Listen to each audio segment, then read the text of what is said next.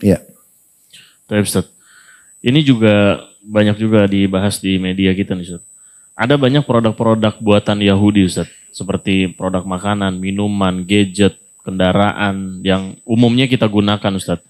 Apakah tidak sebaiknya kita memboikot produk-produk mereka Ustaz? Karena itu bisa melemahkan perekonomian mereka gitu Ustaz. Gimana Kalau Ustaz? fatwa-fatwa ulama umumnya setahu saya memang menganjurkan itu. Dan pemboikotan ini terjadi bukan sepanjang masa, bukan. Di saat mereka sedang melakukan permasalahan dengan umat Islam. Kalau mungkin pernah dengar kisah pemimpin suku Hanif yang masuk Islam, ya. Di masa Nabi SAW, dia dengan sukunya pemasok pangan, satu-satunya pemasok pangan untuk masyarakat Mekah. Waktu dia masuk Islam, maka dia mengatakan, ya Rasulullah, perintahkan kepada saya. Kata Nabi SAW, kami tidak punya kekuatan sekarang, tapi kalau kamu bisa melakukan sesuatu, lakukanlah. Maka begitu dia bilang, saya mau umroh ya Rasulullah. Sebelum saya masuk Islam, saya niat umroh. Tapi umroh dengan cara jahiliyah. Sembah berhala segala macam sambil tawaf. Apakah saya lanjutkan umroh saya? Kata Nabi SAW, iya. Tapi Nabi ajarin talbiyah yang jauh dari syirik. Ringkas cerita, dia pun pergi ke Mekah. Dia disambut oleh orang Mekah, kemudian dia tawaf. Tapi dia menghilangkan kalimat syiriknya. Karena orang Mekah dulu mereka mengatakan, labbaik Allahumma labbaik, labbaik la syarika laka labbaik, innal hamda wan ni'mata laka wal mulk la syarika lak. Lalu ditambah dengan kalimat syirik, illa syarikan huwa lak tamliku wa ma malak. Artinya aku jawab panggilanmu dengan santun, ya Allah tidak ada sekutu bersamamu, sesungguhnya puji-pujian kerajaan hanya untukmu, tidak ada sekutu bersamamu. Lalu mereka tambah dengan kecuali sekutu yang engkau kuasai dan engkau miliki. Ini tidak boleh, berarti Allah punya sekutu. Tidak ada di sini. Maka dia hilangkan kalimat itu. Tokoh-tokoh Mekah tanya dia, kenapa engkau hilangkan? Dia bilang, saya sudah masuk Islam. Akhirnya dipenjara dia. Waktu dia dipenjara, ditahan oleh orang-orang Quraisy, dia kirim surat ke sukunya, boikot semua pangan yang masuk ke Mekah. Waktu itu mereka tidak ada freezer, tidak ada wadah untuk menyimpan makanan kan. Maka makanan itu per hari atau per 3 hari, 2 hari banyak yang sudah rusak kalau tidak dimakan. Diberhentikan, dalam 3 hari saja Mekah habis semuanya, terboikot. Maka mereka pun minta maaf kepada orang ini. Orang ini mengatakan, saya akan maafkan dengan satu syarat. Kalian minta izin kepada Rasulullah di Madinah. Rasulullah izinkan, baru saya buka boikot ini. Jadi akhirnya dikirim surat, Nabi SAW mengatakan bukalah boikot itu. Berarti di masa Nabi SAW ada pemboikot itu kan. Di saat terjadi permasalahan. Kalau kayak sekarang wajar umat Islam memboikotnya. Kenapa tidak? Dan kenapa tak khawatir dengan itu? Justru ini tantangan buat umat Islam supaya kita juga bisa produktif. Ya, terlalu banyak umat Islam karena terkelabuhi dengan produk yang sudah ada, mereka tidak produktif. Padahal sebenarnya kita bisa produktif gitu kan. Tapi saya bicara lingkup tanda kutip hukum syariat, boleh nggak memboikot produk orang non-muslim di saat mereka mengganggu umat Islam? Seperti kita sedang perang ekonomi, boleh. Tapi ini bukan hukum berlaku sepanjang masa ya. Tidak bisa, karena hukum bermuamalah dengan orang non-muslim boleh dalam Islam. Nabi SAW pernah utang piutang dengan orang Yahudi di Madinah. Tapi waktu itu tidak ada permasalahan untuk umat Islam dengan orang Yahudi.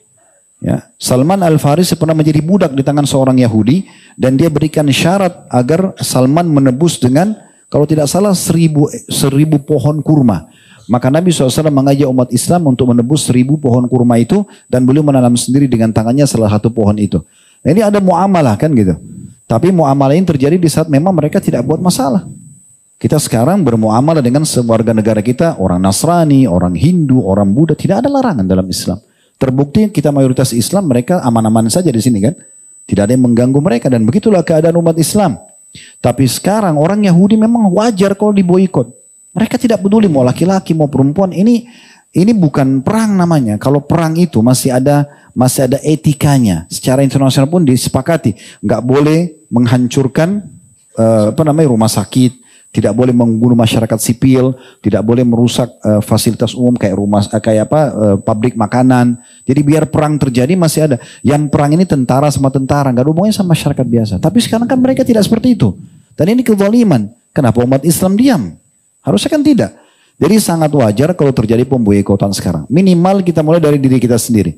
Produk yang antum tahu produk mereka jangan dibeli. Selesai. Itu minimal yang antum bisa lakukan. Pertanyaan terakhir mengenai Palestina Ustaz. apakah semua warga Palestina yang mati dalam gempuran senjata ini sudah pasti mendapatkan pahala mati syahid? Ustaz? Itu innamal amalu binniyat. Semua sesuai dengan niatnya. Kata Nabi SAW, man kana atau man yuqatil liya'la fi kalimatullah, siapa yang berperang untuk meninggikan kalimat Allah, fahuwa fi sabilillah, maka dia di jalan Allah, kama qala Nabi SAW. Jadi harus karena itu, dia karena membela agama Allah, ingin mengejar keutamaan mati syahid, maka dia baru dapat. Kalau hanya sekedar mau bela tempatnya saja, membela sukunya, ini mirip kasusnya Kazman. Di masa Nabi SAW, seorang dari Ansar di perang Uhud, dia termasuk orang yang kekar badannya dan paling banyak korbannya dari musuh. Setiap maju di medan perang, ditebas sana, tebas sini, banyak korbannya. Sampai ada satu sahabat nyeletuk bilang gini, orang ini ahli surga. Karena korbannya banyak sekali dari musuh. Kata Nabi SAW, tidak. Dia ahli neraka. Padahal di medan perang bersama pasukan Nabi SAW. Maka ada satu sahabat penasaran, diikutin orang ini. Apa sebabnya Nabi bilang orang ini ahli neraka? Padahal jelas-jelas banyak sekali korbannya dari musuh. Pemberani sekali, luar biasa. Korbannya banyak. Ternyata betul apa yang Nabi SAW sampaikan. Pada saat dia sedang berhadapan dengan salah satu musuh.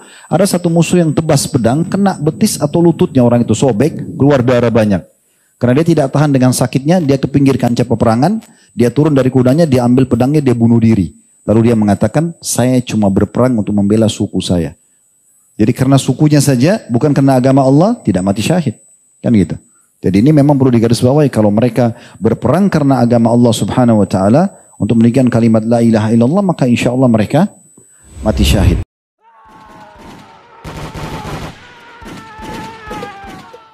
Ada 3 mata yang sangat mulia, tidak akan pernah melihat api neraka atau tidak akan merasakan panasnya api neraka.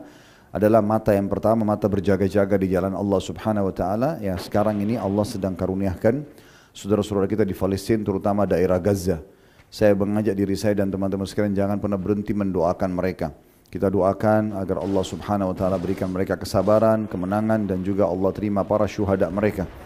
Kita punya kekuatan dengan doa kepada Allah Subhanahu wa taala.